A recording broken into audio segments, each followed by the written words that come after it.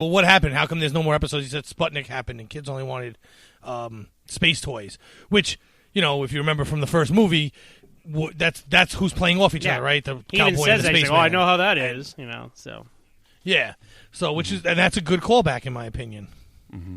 Yeah, I didn't find any. They didn't establish this in the first film. I'm usually that kind of guy, but I thought that it was such a blank slate about Woody. You didn't know anything, and they're just telling you. They're filling in blanks you didn't even know existed. So I have no problem with because Buzz Lightyear was the one with all this mythology in the first movie. So I thought, and more so in this movie. So I thought it was cool how let's look at Buddy's mythology and his history and the universe. Why does this toy exist? Right? We know why Buzz Lightyear exists. Now we know why Woody exists. I like that.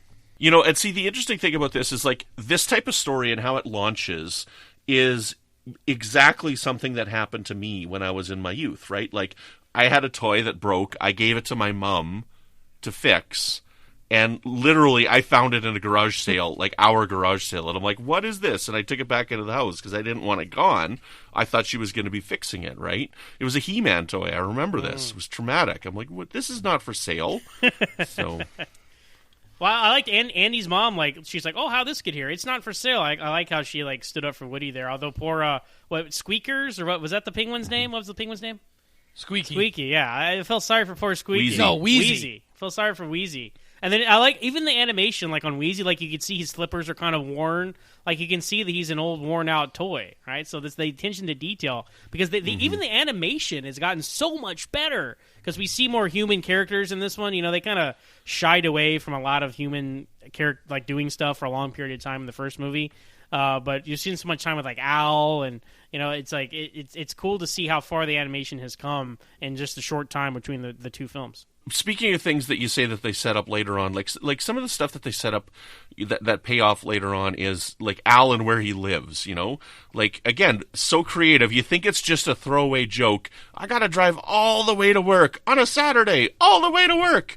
And then it pays off later on because it gives you that thing of Buzz doesn't get out of the store in time. He's like, now what am I gonna do? And he watches the guy park across the street, it sets up this wonderful element that pays off in such a creative and wonderful way. Yeah, they really did well. And to hear that they were editing, 36-hour shifts and stuff is kind of crazy.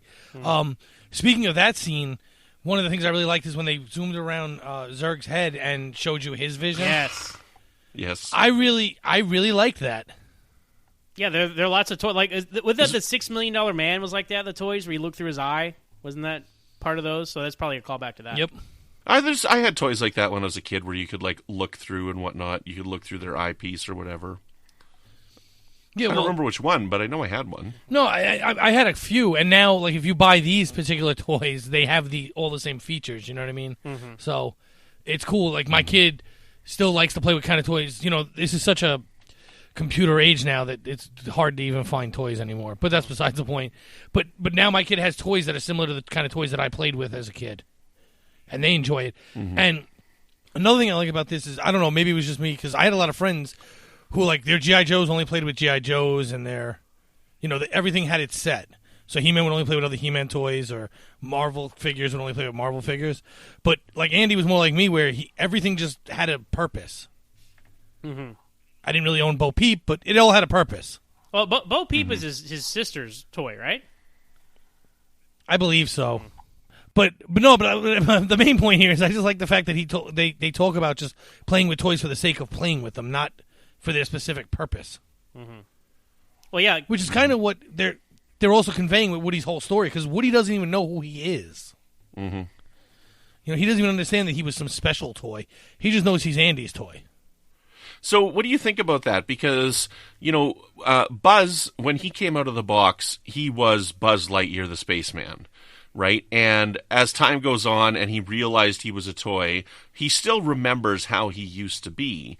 And here we go, we've got Woody, who doesn't have any memory whatsoever. So, Zach did make a point in the last episode about something that didn't seem consistent within the universe, which is if Buzz doesn't realize he's a toy, then why does he follow the toy rules whenever Andy walks into the room? So if all these people know that they're toys and know where they came from, why doesn't Woody know where he's come from? Well, that is a little weird, I guess. I never thought of it that way. But it's not that But Woody doesn't know he's a toy. It's just he doesn't know what he's a toy modeled on. Right, but like when Buzz comes out of the box, he's like Buzz Lightyear the spaceman. Do you think that's like a unique trait to the Buzz Lightyear space toy? Or like when, I don't know, when like, because Rex thinks he's a dinosaur and he tries to be a dinosaur, but he's like a vicious dinosaur, but he's not. Well, Brent, right, because he is a toy. I would just chalk it up to time passing by, because at this point Woody is like, 45-year-old, 50-year-old toy. I mean, I don't know, maybe he just forgot who he was, or I mean that's part of the plot, I guess, because it's supposed to be some big revelation to him. But I mean, I didn't really see it as a problem. So he's got Toysheimer. Yeah, Toysheimer's disease. Yeah. So isn't there, not to get into Patrick, you might know about this? Isn't there like a fan theory out there that like Woody was like Andy's dad's toy? Is that a thing? Like, talk about that if you would. Yes, that it was handed down from the father, and something happened to the father, and that's why he's so attached to this toy. Mm-hmm. So that would make sense. Like the timeline would work out. The directors of the artist said the reason why his dad wasn't animated was simply because it cost too much money to make another parent. But that has not stopped fans from still believing that he's Andy's dad's toy, and Andy's dad passed away, and this is why he has such an attachment to a toy that he doesn't even know what show it came from. Because if Andy doesn't know where it came from, the show, then Woody wouldn't, because like he's an extension of Andy, right? These are the rabbit holes you fall into with the Toy Story universe. But I think these are interesting things to talk about. I think with these toys, because they're building this mythology. The Toy Story zone.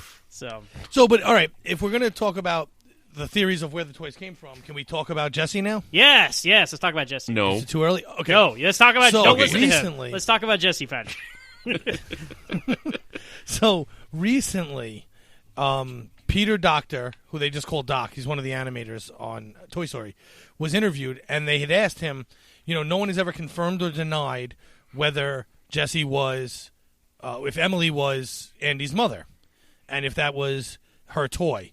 Because, like you said, the hat kind of matches. It's the wrong shape, but it's the right color, and it has the same sewing around the outside, Andy's cowboy hat. So people always assumed it was the mother's hat anyway, for whatever reason. But the problem is Doc has come out already and said it is not Andy's mother's toy, and you may find out in a future installation of the movie. Oh, look at that. So he's kind of teasing to at least a fifth, I would assume. Unless in 4 they tell us, which I don't think is going to happen. Interesting. I mean, I don't think it's any kind of deal breaker. I don't think it's better or worse. I just think it's an interesting theory because there's so much vagueness there. Yeah, it doesn't make or break the story point for me. It's just I never thought of it until I read the theory, and I'm like, oh, okay, whatever. Yeah, I mean, I'd like to know, but it's not. I don't need to. I'm not gonna on my dying bed. I'm not gonna be like, but who's Jesse's owner? Like, did you guys Rosebud? What did you guys think about the decision to not have the horse talk? Like, I thought that was the right call to make him more just like a puppy dog or something, where he emotes through his eyes and his actions. I think that's the right decision. Yeah, I never knew he was going to talk. I mean, I guess it wouldn't destroy the movie. You have a talking dinosaur and other things that are animal-like that talk. But, you have a slinky dog that talks. But I like the fact that Bullseye is like a dopey puppy. Mm-hmm. And you see that when, like, Woody's trying to escape. He keeps acting like a puppy. Right. Mm-hmm. So that wouldn't have been as good if he talked. The thing that's weird for me about the whole Woody franchise, the whole Woody empire that they bring up, is that it's based on, like, marionettes. Well, that's like Howdy Doody. Like, to me, that feels weird. Like, you ever seen Howdy Doody, Brendan? You know what that is?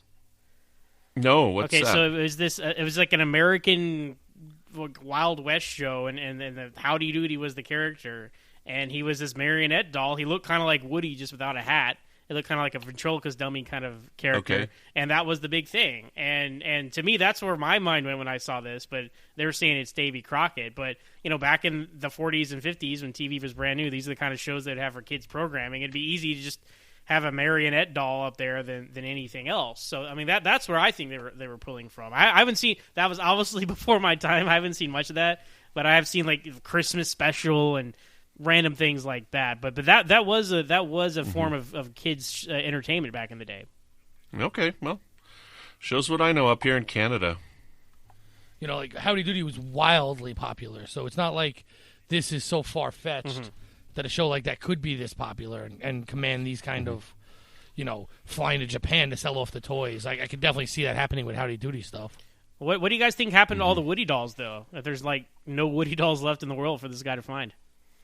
Yeah, see, okay, so that's one aspect of the movie that I don't find believable, okay? So, which it doesn't bother me when I'm watching the movie. It only bothers me when you sit and talk about it after the fact. Like, this movie's a masterpiece, okay? But yes, if this is as popular as it was, there would be Woodies everywhere. Right? Like, if he is the most popular character on the show, he's the main character, they would have made a ton of him. You know, Stinky Pete would have been the hardest one to find because kids wouldn't have wanted to buy that one. And that's also why it's believable why Stinky Pete is in the box. Because no one ever bought it. The fact that it. it's like he has this much trouble. But Woody, he would have found it. He would have found ones in bad condition, but he wouldn't have been like, have never found one. You know, like, I just find it weird that would be the last one that he would find. So, I don't know. Yeah, well, and the problem is, if they don't make Woody rip his arm and he finds him, like, almost in mint condition but played with, that would make more sense that he went crazy for it than just, this is the first time I've ever found a Woody. Right, because obviously he could take a really beaten up Woody. When you're playing with Star Wars toys, there's Luke toys everywhere, right? Now the way that toys have gone, there's like 50 different variants of Luke, right? But on this one here, there's only one version of each toy, right? But still, if you're looking for a Star Wars toy, you're going to find Luke Skywalker everywhere. Now I want to go look for Howdy Doody toys and see how many there are. Exactly. We're going to have a little that is experiment the closest here. comparison. Thank you. But yeah, I mean, I see your point, but again, I didn't think of it until you brought it up. Right, and again, it does not take anything away from the movie. This is just discussion. When I'm watching this movie, I am so captivated by this movie when I'm watching it that these questions that we're talking about right now do not even enter my mind while I'm watching the movie at all. Literally. I'm not even exaggerating on that. Like, well, I'll tell you guys something I did like kind of a lot more in this film than the first one was the supporting cast, if you will, of characters of the toys. Like, as I thought Ham and Mr. Potato Head, they were kind of jerks to Woody in the first movie, you know. So like, I liked how they were kind of all went on a little adventure together, and I really like Ham. He's probably he's probably surpassed Rex as my favorite secondary toy character from this adventure. So it was fun to see them all go on an adventure together for this one. One of the biggest laughs for me in this is when, you know, because Ham keeps falling and, like, losing his coins, right? Like, they're like, any chance you get to do that, is when Mr. Potato Head's trying to unlock the door, and he falls back, and just the way that John Ratzenberger laughs after the potato falls down, like, just this, I don't know, like, it's just, that's the one in this movie that just kills me every time I hear it. Like, I told you about in the first one with the barrel of monkeys, like, that one kills me up every time. This one, that John Ratzenberger's laugh at that moment just kills me every time I hear it. See, now I think the funniest part for me is when I think they're on the elevator, the top of the elevator, and, is it on top of the elevator? Well, whatever. But Mr. Potato Head gets really scared, and the back door opens up and all his parts fall out. Yes. Yeah. Like it. Yes. I think they're at the end in the airport. I think that's in the mail. Yeah. No, it is in the. Yeah, it's when they get through to the luggage. Not the mail. The airport. The luggage. Yeah. The luggage conveyors, because they're like, oh, we'll just go through here and find the green. Oops. Which I always thought would make a great ride for Disney, but apparently I was wrong, and they used Slinky Dog. Yeah, that was a Slinky Dog coaster. I mean, I like Jim Varney and I love dogs, you know, but that was an odd choice. But hey, speaking of the dogs, I like the continuity of the first movie where he got a dog, right? And now they have an actual real wiener dog, right? And he's friends with the toys, and now the dog can see the toys and they interact with them. I thought that was kind of cool because in all these kinds of shows like Quantum Leap or whatever, right? When something like as mystical is going on that normal people can't see, like Owl the Hologram and Quantum Leap, animals can see them, right? So like animals can see the toys. So I liked that. I liked that the dog knows about the toys. So. Yeah, me too. And, you know, at the end of the first movie, it's like, oh, this toy's going to be a problem for them. But again, I love how they just incorporated it into it, and they incorporated it into the next movie in a fun way as well, without spoiling anything for you. They incorporate the dog in a fun way. Like the dog in the first Sid's dog was like